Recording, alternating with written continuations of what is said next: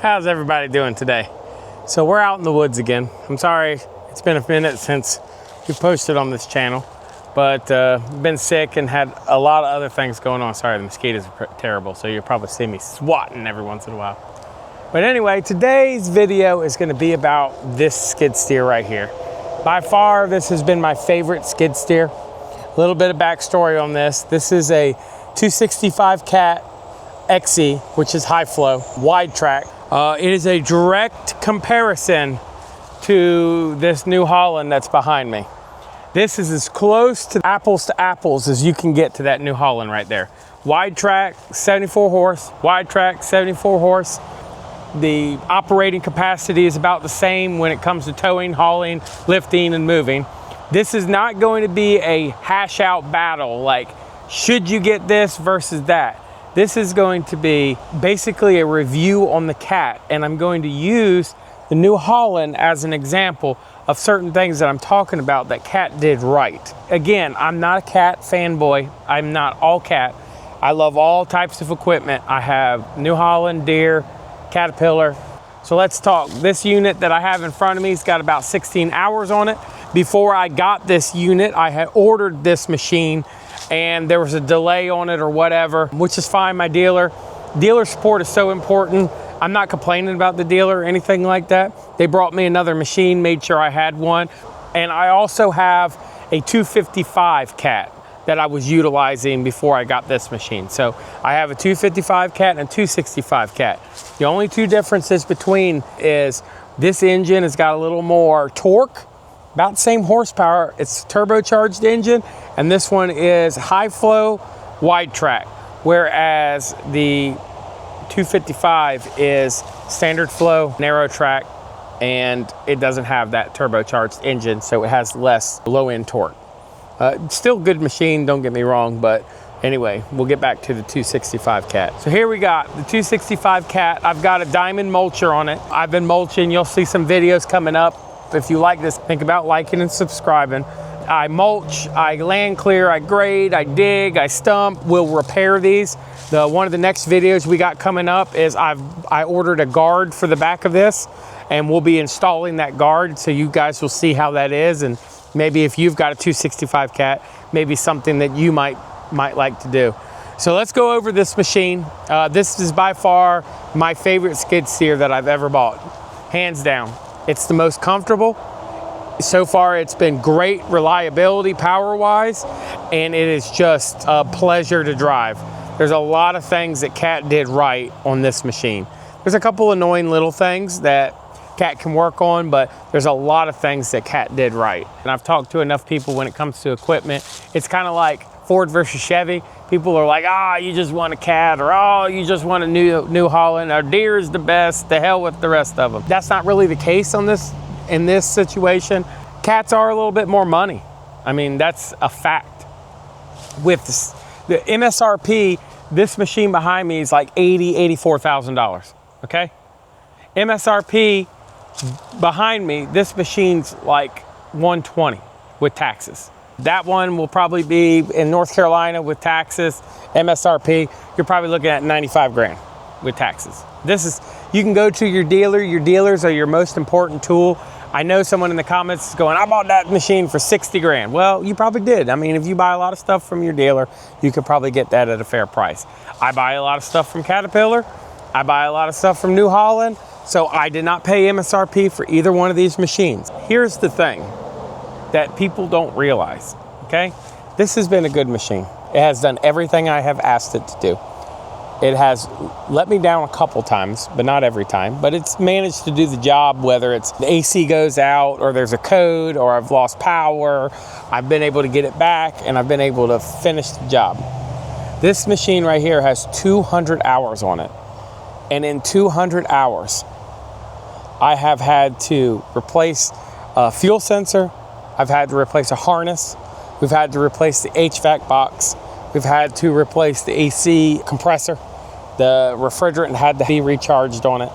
The backup camera has gone out. We've done a lot of things, and this is 200 hours on this machine. This machine right here, this one has 16 hours on it. My 255 has 100, And again, I put 50 to 100 on the other machine, and I have done nothing to them but regular maintenance. Nothing. They've worked, they haven't had a problem. So the question is this really expensive? Because if you consider this machine, I've had it in the shop for several months. I've had to haul it over to the dealer and drop it off. The dealers had to come pick it up.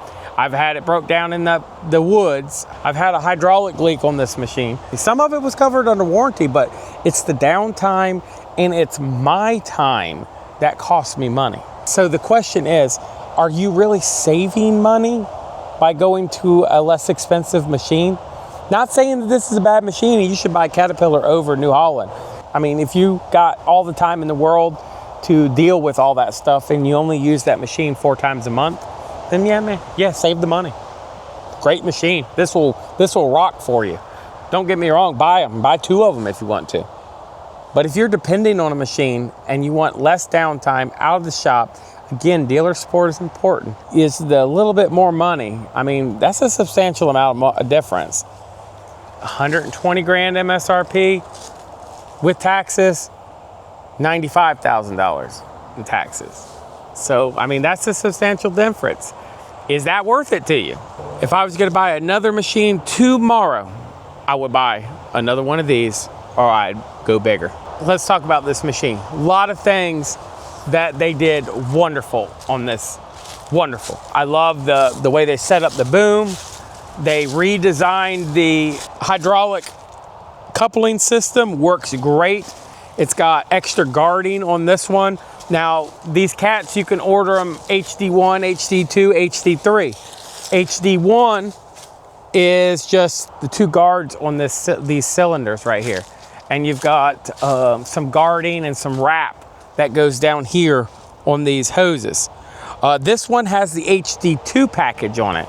HD2 package includes the side LED lights, which are great, the side cameras, which are great, and then it comes with these plates in here that cover those hydraulic lines that go to the final drive. And then, you know, another thing that Caterpillar really did good on this machine was this suspension. Now, I know I've driven Bobcats. Bobcats have a little bit softer of a suspension, but they're, in my opinion, not as durable. You will have to work on that one twice as much as you will this drivetrain. This is just absolutely a dream to drive. I mean, I wish I could bring you guys here and let you just drive circles in this machine and then drive circles in that machine. And the difference between that machine and this machine, and even if I had the John Deere I used to have sitting right here, if y'all could drive one after another. And I recommend, if y'all are gonna buy a skid steer, go drive multiple ones. Go get in a Deere, go get in a Cat, go get in a Kubota, go get in a New Holland. Drive them around, watch a video, try them out, because, and do them all in one day if you can, or back to back, so that you can really tell the difference in how they run. Because this machine, it's a pressurized cab, completely sealed. So when I'm mulching, nothing can go in, it's pressurized, so it's positive pressure. And that's great. That New Holland, the way it tilts up, the top part of it tilts forward. And when it tilts forward, it leaves like the floor and the sticks and all that kind of stuff in there. And there's just a gasket that seals it around the bottom. Well, this one is not like that. You see these 2 bolts right here? You take that bolt out, and you take this bolt out right here, and this whole unit will fold up out of the way. It's nice, it's very nice, and it's easy to clean. The cab has to be one of my most favorite things about this machine. It is comfortable, it is so quiet. If I run 12 hours straight in that machine right there, mulching, grading, jerking around, brush cutting, whatever, it's just not comfortable. I have to wear headphones. If you're running all day in this machine, by the end of the day, I'll just be so sick. I'll be tired, wore out, and it just takes a toll on you. Whereas this machine, I can run all day long, and I'm sitting in climate controlled AC. I can hear the radio with no hearing protection. The radio is just useless in this one. But the radio in this one, I can hear it. It's got Bluetooth, it's got chargers in there, it's got enough room in the floor for you to put your cooler, your lunch. It's got quite a bit of power. Overall, just an excellent machine. There's a couple things that I don't like about it. One is the fuel tanks. I think it's cool to have the fuel tanks on the back. They have saddle tanks on them. They got one tank here and one tank on the other side. Sorry, look at that spider. He jumped right down in front of me. They have a hose that hooks between them. So when you fill it up right there, you gotta wait like 4 or 5 minutes and then fill it up a little bit more. That's a little annoying because the tanks will equalize. So you'll fill it all the way up, fuel will start coming out. You'll close everything up. You'll get your pump cleaned up or whatever you got, cans picked up, whatever you got filling it up. And then you'll go inside and it'll be like 68%. And you'll be like, what the? I just filled it up. But no, it's because the tanks equalize, the level comes down so that they're even, and then you can fill it up again. If you are in the market for a skid steer, I highly recommend taking a look at a Caterpillar skid steer. You see this boom, how it's curved and how it's arced, and you see this arm in the back. See how this arm right here comes out and then curves over. Well, that's called a super boom on this. So what this does is when it comes up and you're dumping into a truck, it folds the arm out over the truck so you can dump it. Then if you look at the way this one is designed, do you see how the boom comes straight up? We'll get close. See the boom right there comes straight up, and then you have these arms right here that pivots. So this one essentially just comes straight back. Well, the only disadvantage to this over this is you can't dump further into the truck with this one as you can with that machine. But I mean, again, it's not a big deal. Let's go ahead and crank this bad boy up. Another thing that's super nice is this touch screen. I'm gonna put my password in. I can crank it up.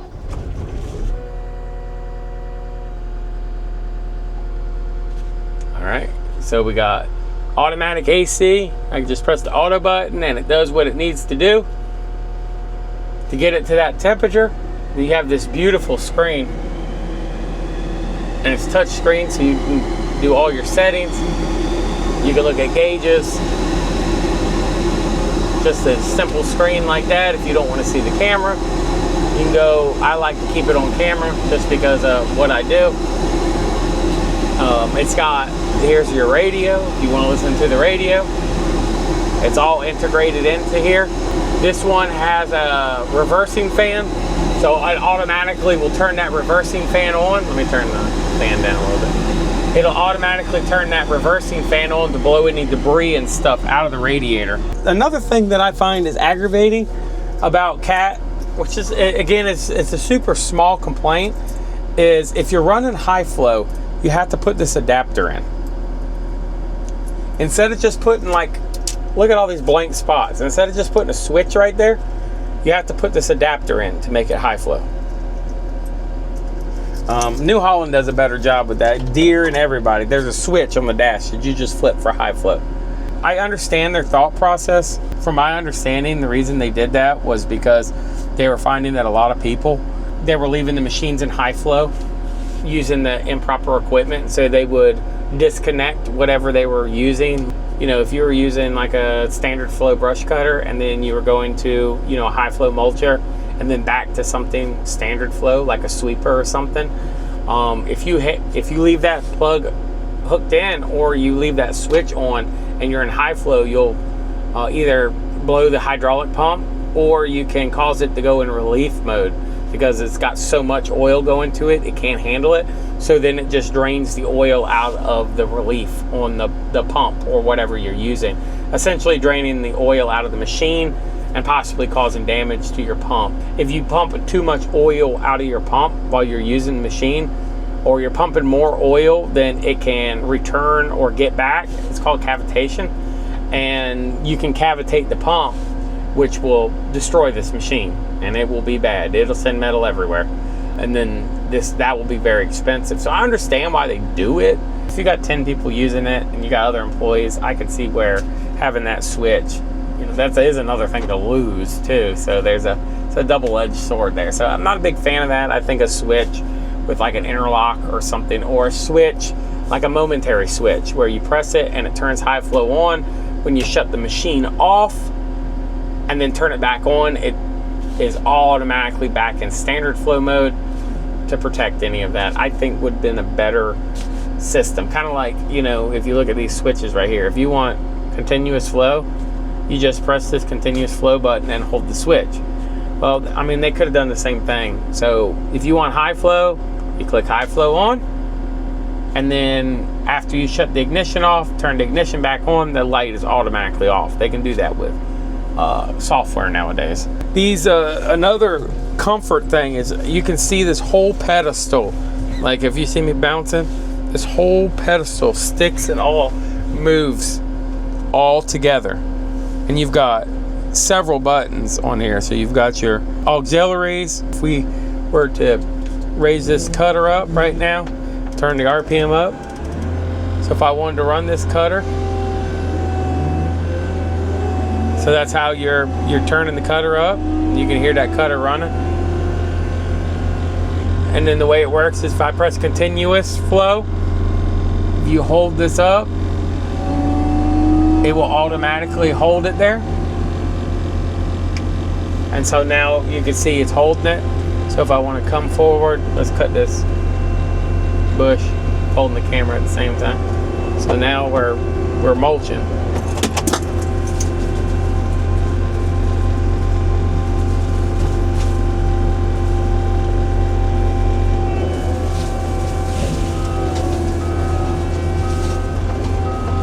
See that?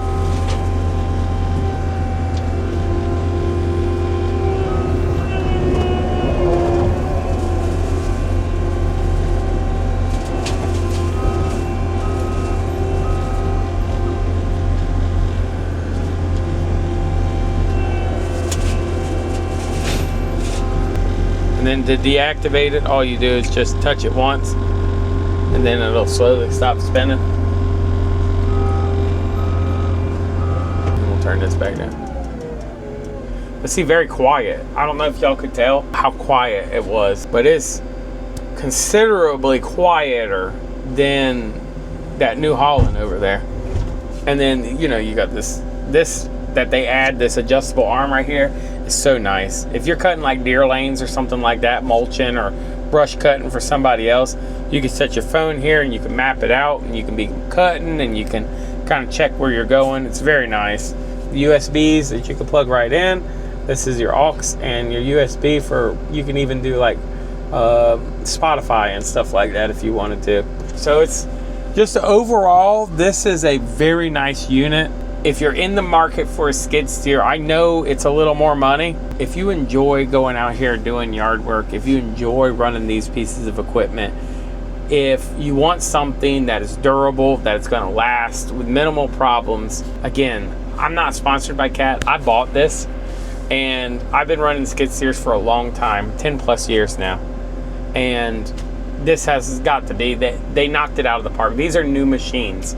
They came out last year sometime, and they knocked it out of the park with these. The other brands have got to step it up now. I'd be interested to see in the next year or so what the other ones do. If you're in the market for a track loader or skid steer at all, highly recommend sitting in the Caterpillar and going to play with the other ones and seeing how far the other companies are behind. Deere especially, Deere is way behind. New Holland, like I said, great machine for somebody that already has New Holland tractors and just got a good dealer. I mean, if you have a shit dealer for Cat out there, if your Cat dealer is just terrible, then, you know, dealer support is everything. The machine isn't everything. Machine is good, I'd say it's 50-50. Dealer support and 50-50 machine. But what I can tell you again is New Holland, 200 hours, listen to all the stuff that I've had to do to it. Whereas this machine right here and my 255 and the other machine that I had for a loaner until this one came in, because I ordered, like I said, I ordered the HD2 package and I ordered the interior package in this one that I wanted set up for what I do with it. And so it took a little while for it to come in, but my dealer took care of me. And I'm going to say this, the deers that I've had, I haven't had hardly any problems with them. They are more money than the New Holland also. The deer, I had a battery drain problem on one, and then during COVID, we had a deer, skid steer, that didn't come with a backup camera. So they put on this goofy aftermarket backup camera in the back. You know, supply and demand, COVID, the world was crazy. That was a piece of junk. It kept failing, that aftermarket camera.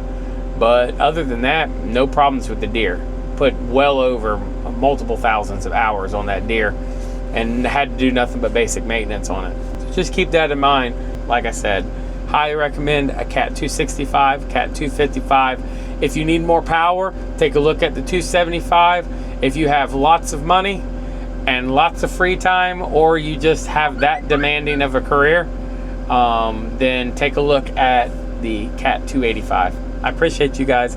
If you like this content, we do trucks, machines. We'll work on these, we'll use them, we'll maintain them. If you want to see that kind of stuff, think about liking and subscribing. If you have any questions or concerns about this machine, leave them in the comments.